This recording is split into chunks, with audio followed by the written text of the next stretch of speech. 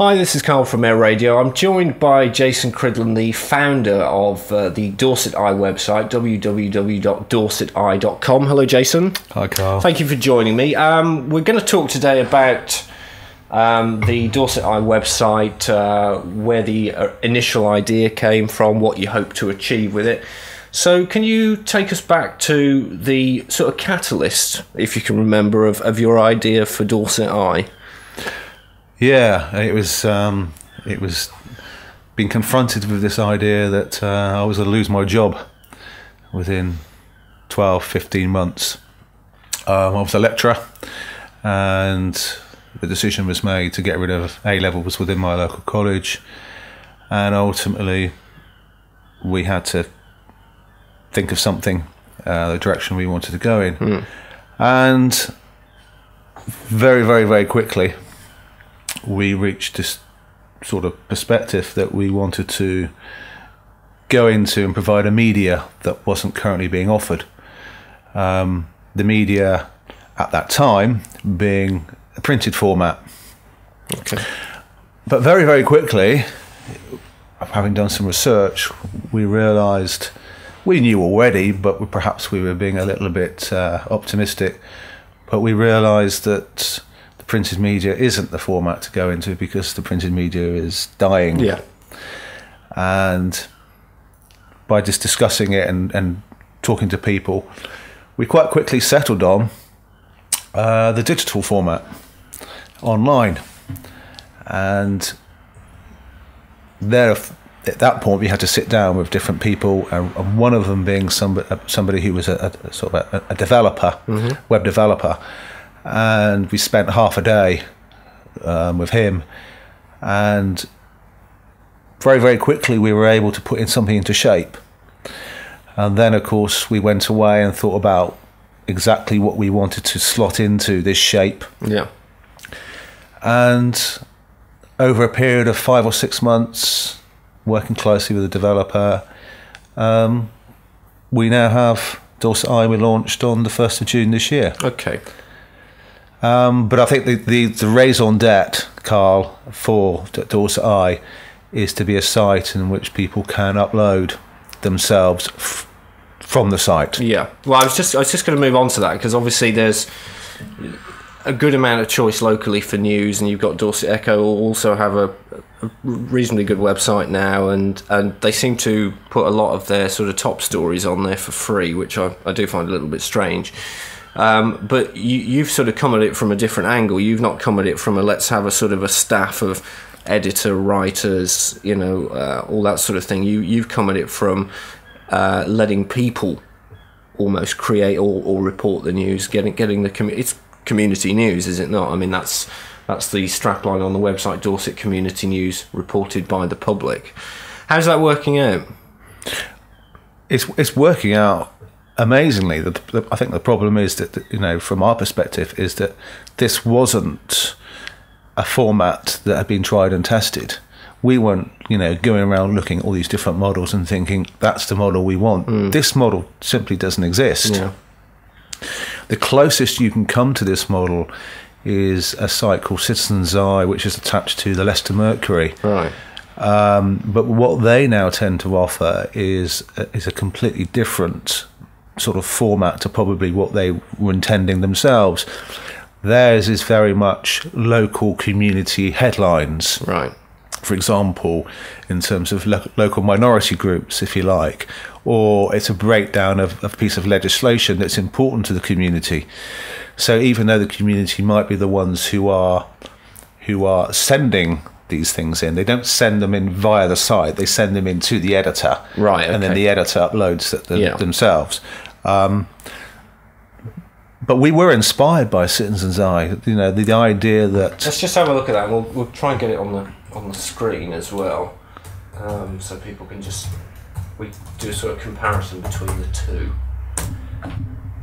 Is it that one, citizenseye.org, I think? That's the one. Yeah. Yeah, that's the one. As you can see, there's a submit new bar on there where you can put in your stuff, fill it in from there. But it's very straightforward. I mean, what it started off like actually was a lot more what Dorset Eye looks like. Right.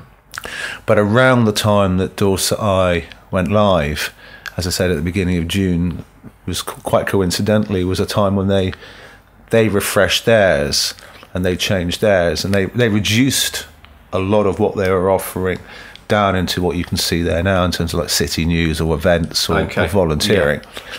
Yeah. Which I suppose at the time we thought, well, that's a bit strange. Yeah. You know, why are they doing that? Have we made the wrong decision? No, we haven't made the wrong decision. The first 6 months of Dorset Eye shows we haven't made the wrong decision. Certainly there are some themes that are a lot more popular with submitters and readers than others. Okay. But that doesn't, because something is less popular, isn't a reason to get rid of it, because, you know, if 5 people are interested in something, they have as much worth as if 5,000 people were interested. We aren't about numbers, we're about the people. Yeah, okay. I mean, do you think with the Community Citizens Eye website, they've tried to make it a little bit more similar perhaps to what you'd get from a normal local newspaper's website, for instance? Possibly, being attached to the Leicester Mercury, probably their influence. I know that the Leicester Mercury give office space to Citizens Eye. So I don't think there's necessarily much of a financial exchange, but there certainly is in terms of use of resources. Right, okay. So it may well be that, yes, you know, moving into a different culture has impacted. I'd have to talk to the guys at Citizens Eye to get an accurate perspective to see whether that is valid. Yeah. So that's just me guessing. But from our perspective and what Citizens Eye offered, it was for us a very motivating tool at the beginning. Okay. You go back 12 months, Citizens Eye is the only other thing out there anything like us as far as we could see, and so yes, they were an inspiration. So is it perhaps the sort of aim of sites like that and sites like Dorset Eye to be almost like a voice of the people by the people? Yes. For the people, to coin an old expression. Yes. Is that where you're going with this? Yes. And I think also, you know, it's easy, isn't it, if you're talking about offering a different format, to get entrenched into what's wrong with the current format. Yeah. And so when we get asked this question, I'm guessing that, you know, for a lot of people, they're expecting us to launch into this tirade about, you know, local and national media being, I would say, a fairly disempowering experience. Right. It's very much top down. Yes. This is the news. Yes. You consume the news. Yes. We give you the news. Yes. Yes. And we're quite happy for you to go onto our, you know, pages and put a comment at the bottom. But hey, you're not really going to get much more than that. Yeah. Okay.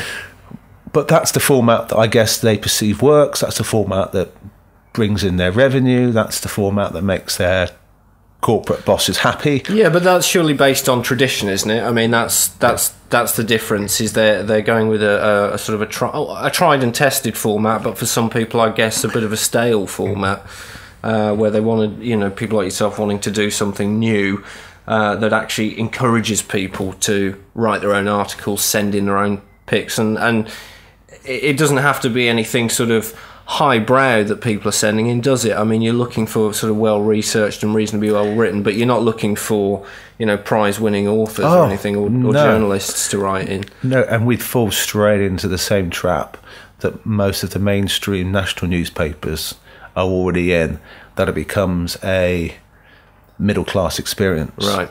And if it isn't a middle-class experience, then it's looked down upon as being some sort of red top, dumbed down. Is it about control, maybe? Is it? Yes, it is about control, but it's also almost this lack of substance, right? Isn't it? You know, talking about Charlotte Church, and who really cares? Yeah. Do you know what I'm saying? Yeah. I mean, don't get me wrong. I you know, when I've seen Charlotte Church talk, I like what some of the things that Charlotte Church has to say. Yeah. But that doesn't mean I want to know about her life. No, and it doesn't bear any sort of connection to perhaps your life or anybody locally. And that's the point. I think if you're going to have a celebrity, okay, all well and good, but we need to perceive the celebrity as somebody who wants to listen to us just as much as we might want them to listen to them. Yeah. And that they listen to us because we're people with opinions and ideas, and we listen to her because she's just another person with opinions and ideas. That's right. That's it. Yeah.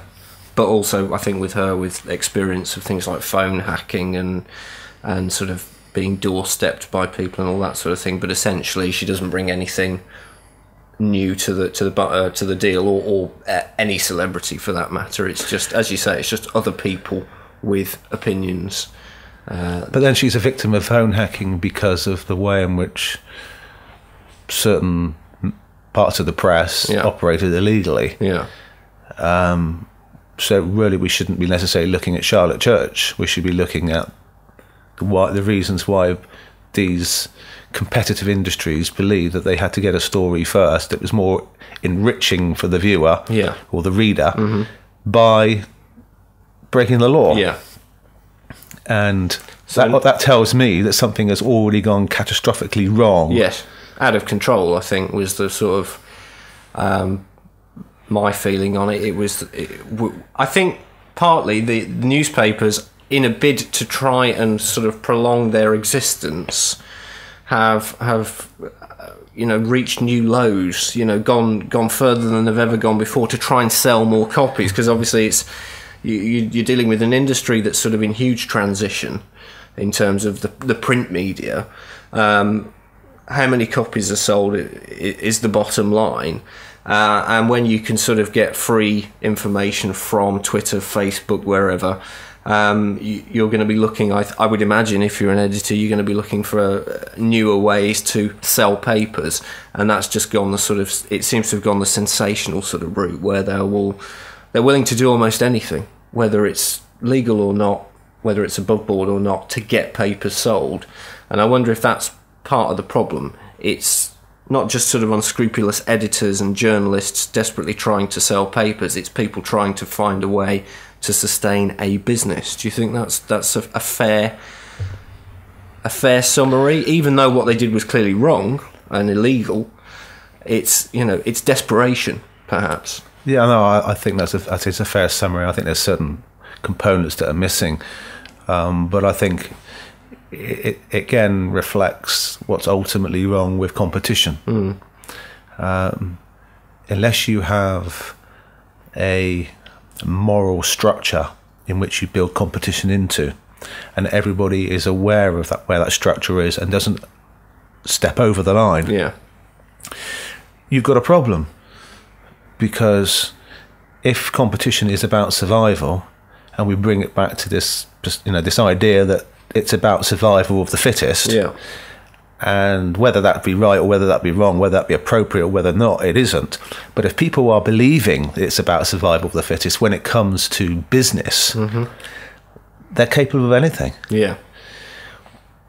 And will do anything, pretty much. And as we see, they'll do anything. They'll harass people to the point of suicide. They'll harass people into suicide. Yeah. But they'll still walk away thinking the only thing that was important was I got the story. And we sold the paper. Yeah. Okay. So coming back to sort of a local level with Dorset Eye, not versus local publications, but obviously those local papers are the same as sort of national papers, if you like, in that it's all about they have a staff, they have a formal structure, and by and large the news is reported by them, but often I think via the community. So you'll get a community member phoning up saying, "Oh, have you heard about this?" or "Do you know about this?" That's where the story starts, as opposed to that person actually writing the story themselves and researching it themselves. That seems to me the difference with Dorset Eye, is that instead of making that phone call, say, "Oh, have you heard about the closure of this business?" it's them writing the full story instead. And as such, it's quite a powerful sort of tool for giving people a voice, as opposed to the sort of elected employees of an organisation. What do you think that offers to local people in terms of opportunity? Well, I think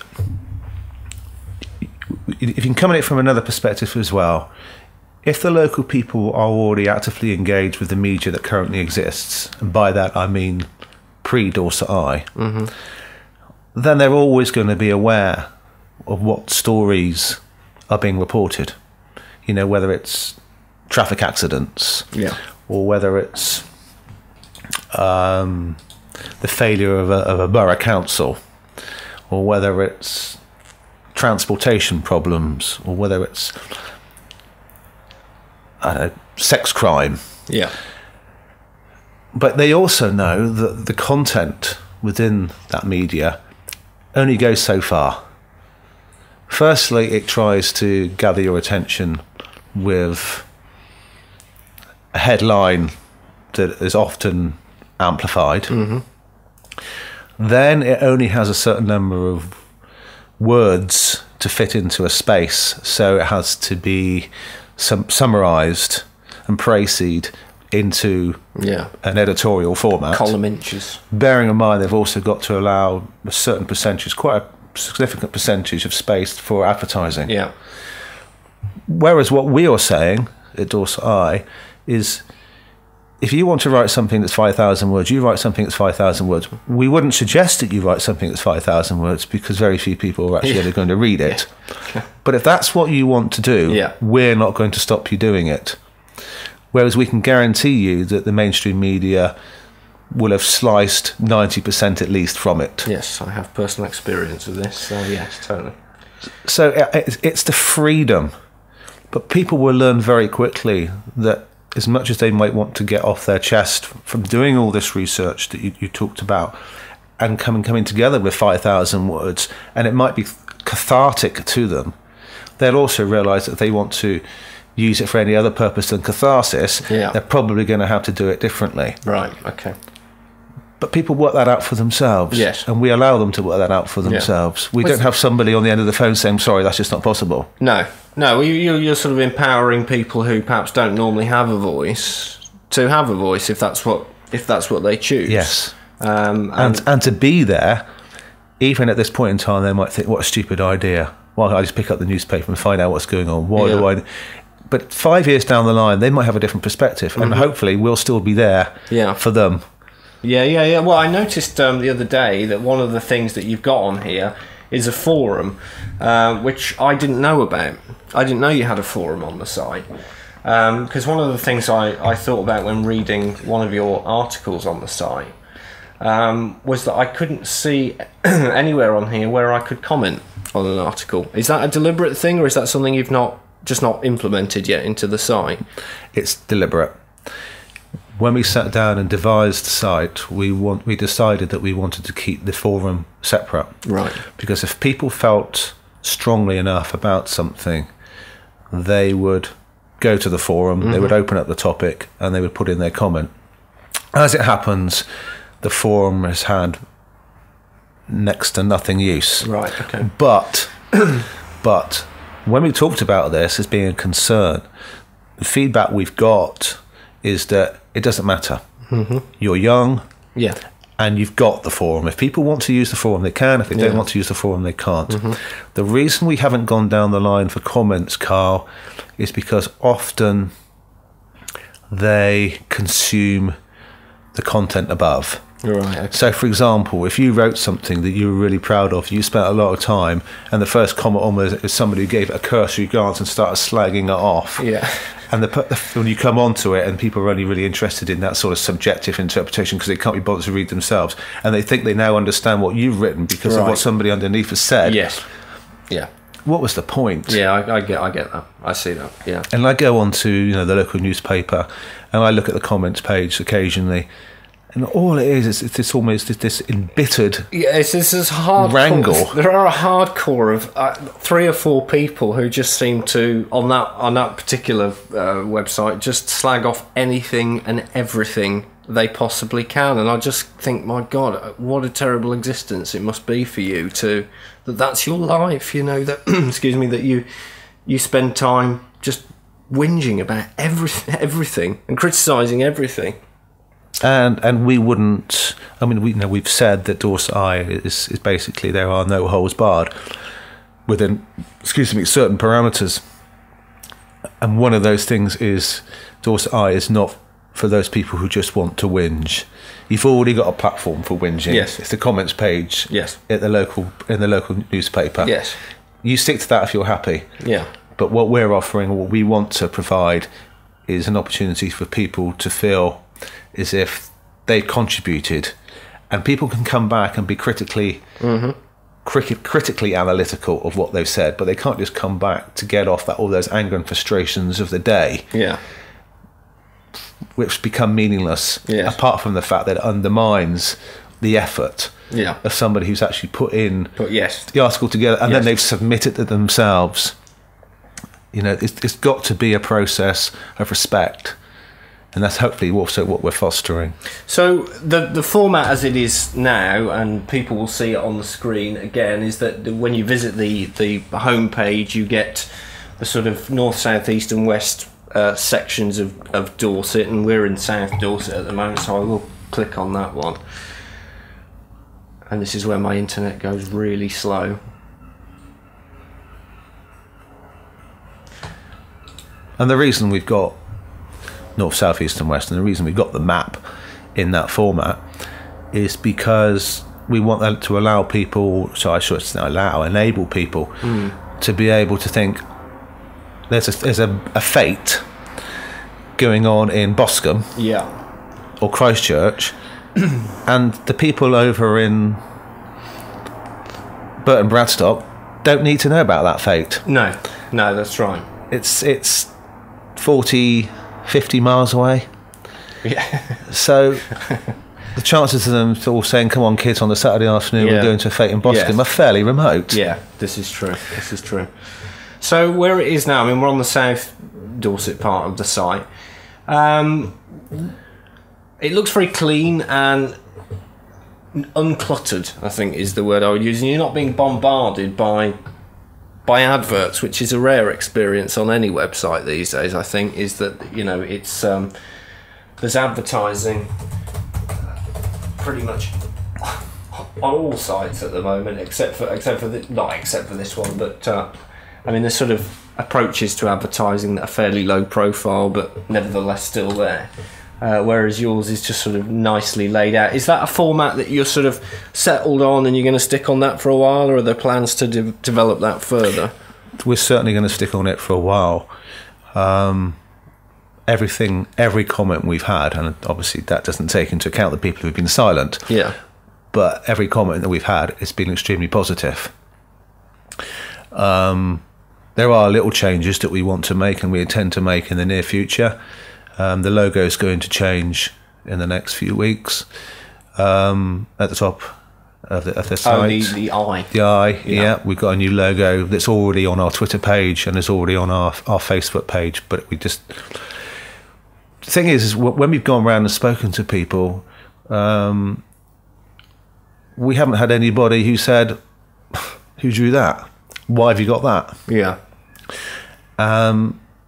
It's just that we did feel that there was a need for maybe something that looked in more fitting, right, with the site, which we've come up with and we've had designed.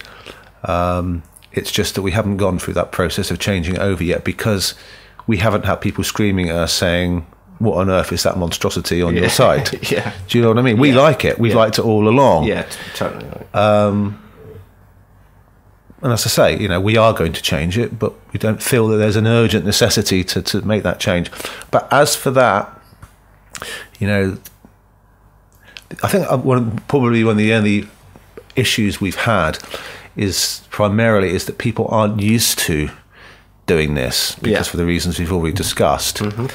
And therefore, they'll say, I'm not a technological wizard. Can we send it to you by an email? Mm-hmm. Of course. Yeah. And we send out the email, they send us what they want to do, as long as they've got an image attached, because the site is set up to have the image as much as the content as a focus, and we do it for them.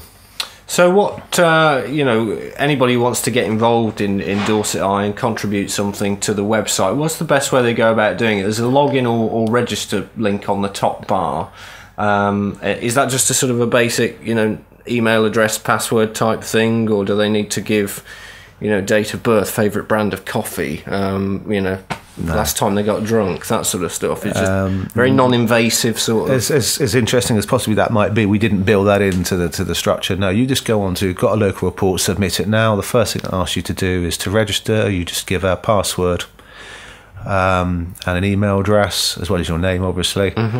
And then you log in, and then off you go. And when you keep coming back, you now then have your own personal record of all the things that you've contributed. If we actually do log in and just again, we can show people what the sort of back of it looks like. I think that's probably a good idea. So what on the screen now people will see is what the site looks like when you've registered and logged into your account. Yes. And it's all very straightforward. I mean, there are 4 links there, a little bit of advice underneath as to file types, nothing too difficult to get your head round. No. And I mean, the written report's probably, I guess, the most common of those. And I mean, this sort of content box here is going to be very much just like using a word processor, isn't it? It's nothing too complicated. You just type your article in. And what we would suggest, obviously, is that people put it into a Word document first, and then just cut and paste. It makes it a lot more straightforward. Yeah, sure. And certainly for spellings, because obviously that's part of what we do is the moderation process. We check for spellings and grammar.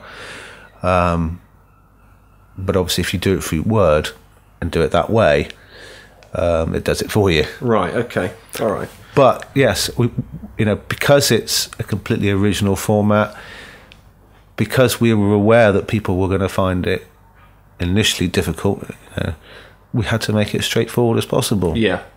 Which possibly means there's some things that are missing from the site that some people who are much more confident with technology might expect, but that's because we're trying to make it accessible to all. But that doesn't stop them sort of emailing you separately and saying, oh, I wanted to work this in, or I wanted to work that in which case you'll quite happily assist them in doing that, because you're not trying to be sort of this sort of grand editor figure. You're sort of there trying, almost coordinating what people are trying to feed into your site and assisting them in making that possible. Absolutely right. Right, great. Yes. Well, I've finally summarised your role there.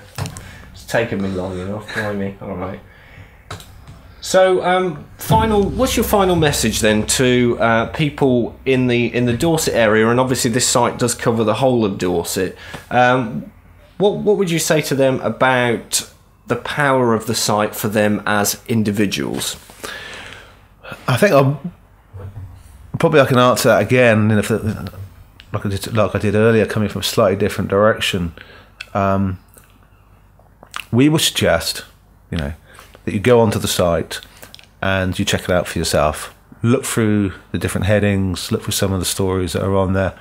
And if you then have this perception that you don't like the content, well, you can change it, because you can write an article that reflects what interests you. Right.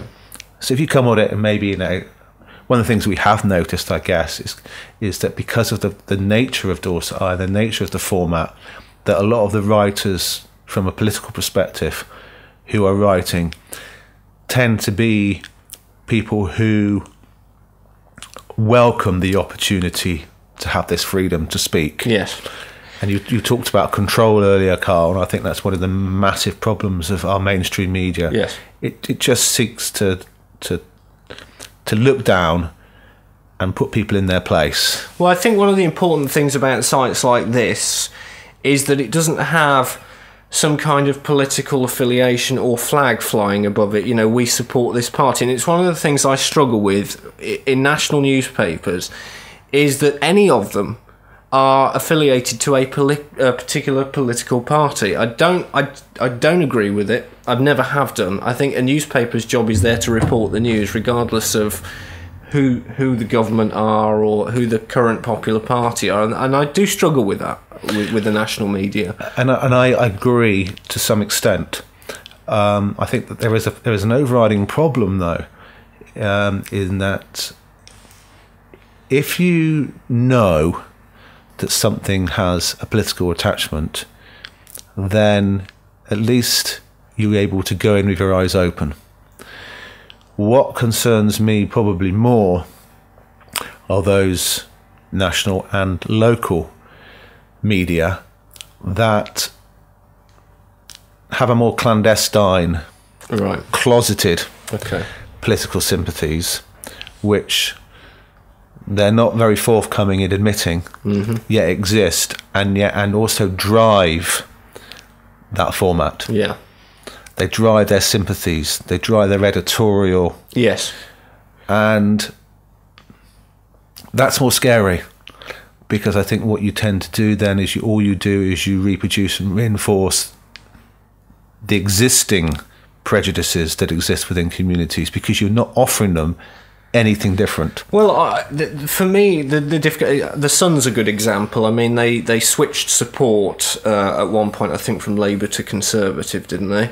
They're a bit like a yo-yo, to be honest. Yeah. They've switched from one party to another, and I think Murdoch's mandate has been not to be on the side of the loser. Right.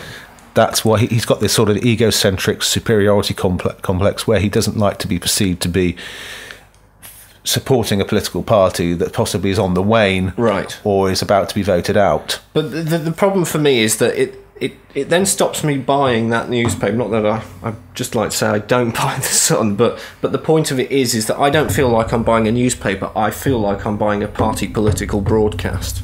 That's my worry with newspapers having these deep-rooted political affiliations. Yes, and again, I would question it. I mean, one of the papers, national newspapers, that's been pilloried probably more than any other in this country is the Daily Mail. And yet, even though they are without doubt a right-wing newspaper, they are also very, very critical of the current Conservative Party. Everything. They're critical of everything. Yeah, they are. You're absolutely right. They are critical of everything. But I mean, there was an article yesterday that was published by Peter Hitchens, and he effectively was announcing the death of the current Conservative Party. Right. Because he said that their traditional values, what he perceived as their traditional values, virtually none of them now are being sustained by this party. Right. And he doesn't see it as being necessarily linked with the fact that they're in a coalition, therefore they've got a compromise. He said this has been going on for years and years and years. Yeah. So we mustn't get hung up on this idea that they're just an ad hoc or an extra limb of a political party. Right, okay. Because if you look at the right now, for example, you haven't just got the Conservative Party. You've now arguably got New Labour. You've got the Liberal Democrats, you've got UKIP, you've got BNP, you've got a whole range of different parties who are competing for what effectively are right-wing votes. And no matter what certain newspapers, certain people might like to say about New Labour being a left, if you look at their policies over the last 20-odd years, a lot of them were actually more extreme than Margaret Thatcher ever got away with. And therefore, for anybody to argue that they're a left-wing party is imbecilic. But the point is that surely that the Dorset Eye sort of doesn't rally against that, but that it just doesn't involve itself in all of that. It's literally, it's not important what party you support, what your political view is, because all views are relevant. Yes, as long as, like exactly as you said earlier, as long as they're articulated and researched, and they're not just this emotional outburst, they are absolutely welcome. Okay, and it's free to view, and it's free to access, and it's free to contribute, and it's free to read. So there's nothing there that's gonna cost anybody. You've not gone for the sort of Wall Street Journal model of all the time. Make certain the Times are doing it now as well, aren't they? I didn't know they were doing it as well. But no, they're not. But of course, that does create an issue for us in that we need funding. Yeah. The only funding opportunity we've provided for people, if you like, or provided for us on the site is a directory. It's a free level directory. The first level was absolutely free. But there are 2 other tiers. and those tiers require an annual subscription. If you buy both tiers together, or you buy them separately, they still only come to about £140 a year. Right. Okay. And what you get then, of course, is something extra, significantly extra. Yeah. But that's it. So apart from where we hope to go in the near future into sponsorship and being sponsored by local businesses and non-profit organisations, that's it really. We didn't ever think to ourselves, we needed to make this a £10 a year subscription site, because it's amazing. You can walk into a cinema and you can watch a film in Dorchester now, and you'll hand over £10 for the pleasure of watching something for an hour and a half. Yes. Alongside that, you're going to get yourself a drink, an ice cream, and some popcorn. Yeah.